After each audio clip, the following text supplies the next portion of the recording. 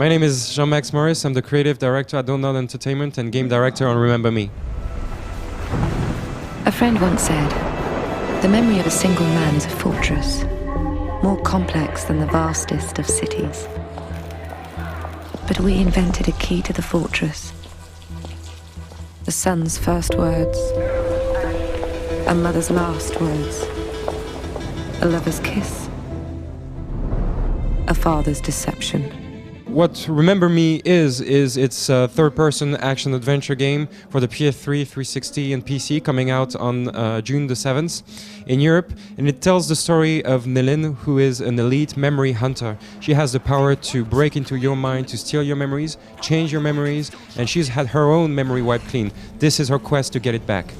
So today, at the event in Rotterdam, what we showed was 2 different demos, and what we tried to do is illustrate 2 aspects of the game that both relate to the memory theme, which is central to the game.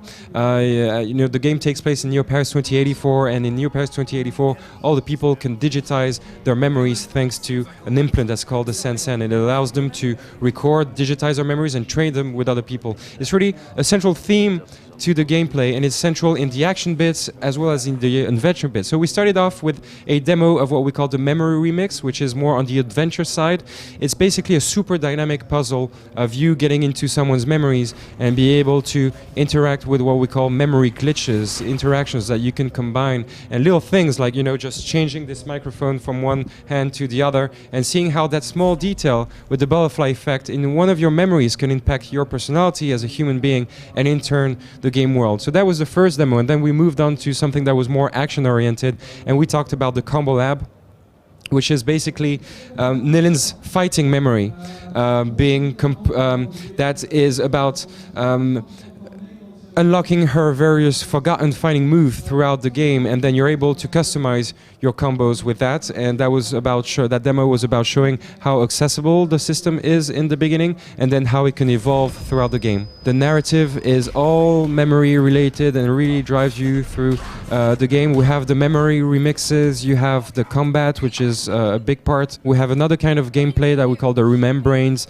There's more it's a technique that was invented by the police in Neo Paris, and it basically, on a crime scene,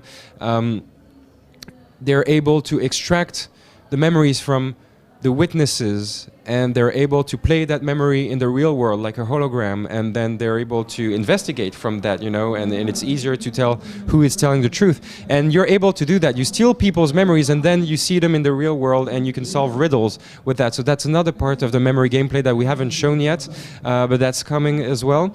And we have collectibles of people leaving memories behind. I mean, the whole memory theme is everywhere throughout the game.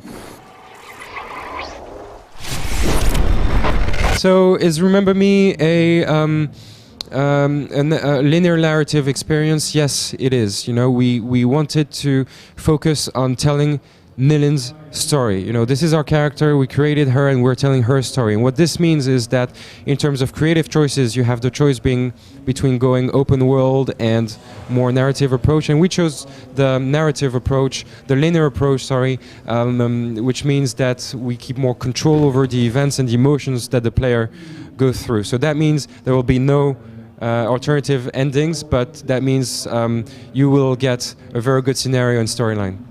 So there's basically 3 levels of depth to the combat system. First of all, you're performing combos, you are performing finishing moves and dodge movements to avoid enemy attacks. That's the core of the combo system. Then you enter another layer, which is called the Combo Lab, where you get to customize your combos, and you get to customize the effects of your combos. So you can choose moves that do more damage, that heal yourselves, that make your special moves available more quickly, and you're able to really play around with this mellow gameplay of, okay, which move am I going to put where to have the best effect in the game. And throughout the game, you're going to have more combos, more rules that, that allow you to dig deeper into that system. And so that's the second level of depth, that's the Combo Lab, and then there's the third level, which is what we call the S presence. Those are the special moves that I was talking about. That's like the wheel that you can display at the center of the screen. You choose from one of those special moves, and they can really turn the tide of battle, and they're really impressive looking moves. So it's about your mastering and you're balancing between all those three layers that is going to define your experience of the game, and there's a lot of depth for you to get involved in it. It's a very accessible system, so if you just want to stay on the surface, you can do it, but the deeper you're going to involve yourself into it, the more rewarding it's going to be in terms of the music that is fully dynamic with what you do, in terms of bonuses that you're going to get, the more moves you're going to unlock. It's truly a very deep combat system. The way you unlock new moves in the game is that every time you finish an enemy, you gather orbs, but we call those orbs PMP, and PMP stands for procedural measuring points. Now, your procedural memory is the memory you use to remember how to ride a bike or remember how to sit on the chair properly, and we use this procedural memory to really define the background behind Nilin getting her fighting memory back. So the more PMP you gain, the more moves you're going to be able to unlock. You basically reach thresholds and you get keys to unlock new moves. You found me!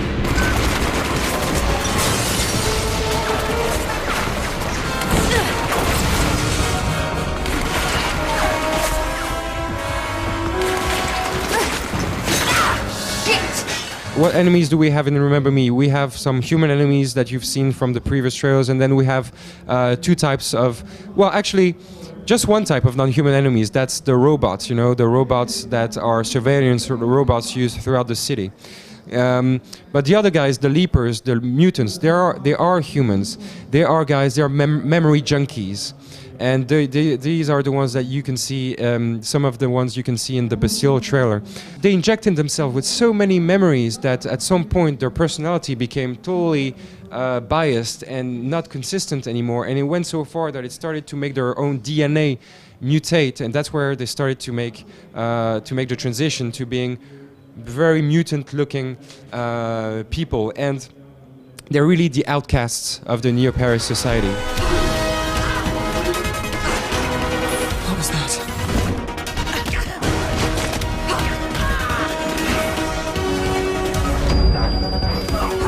Of course, you're going to see some famous monuments from Paris that you know from current day Paris and Neo-Paris in Remember Me.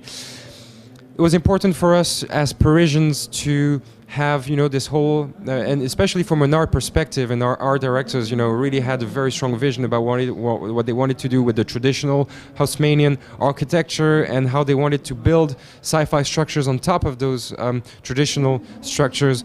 But it was also important that we had entry points, you know, things that people would recognize immediately, you know, even if they were from outside of Paris or from the Netherlands or England or wherever in the world. And that means, yes, we have the Eiffel Tower, we have the Sacré-Cœur and other famous landmarks for you to see in Remember Me. There are no secrets anymore.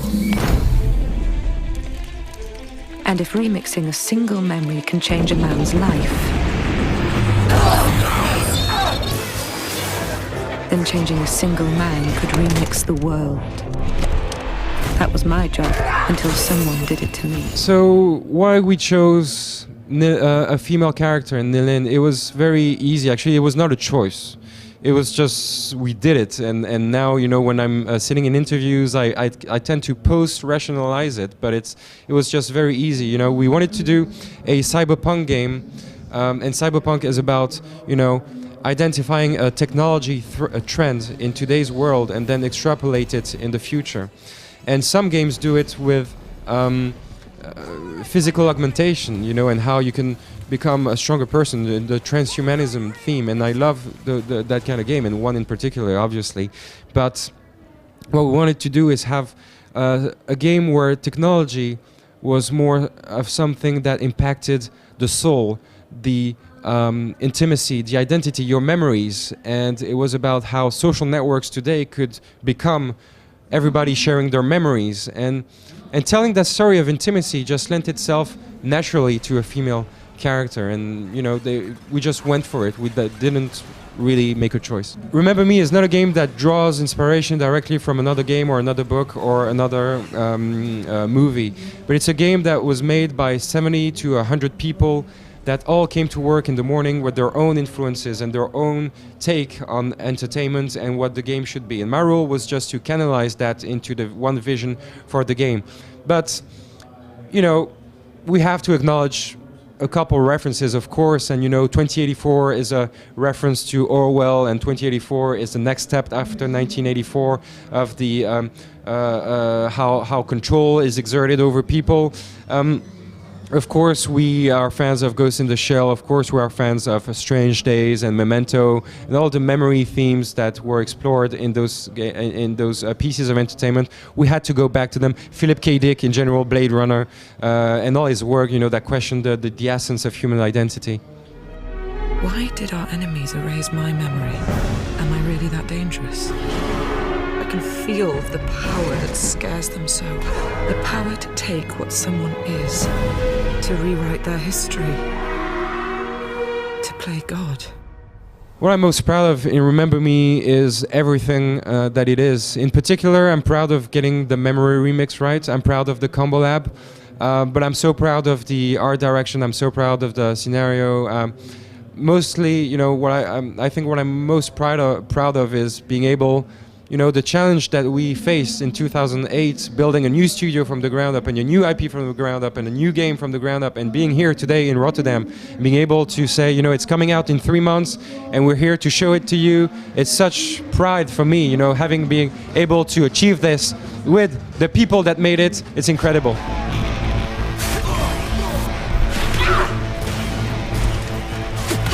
The name is Nilin. This time, you'll remember me. Hartstikke bedankt.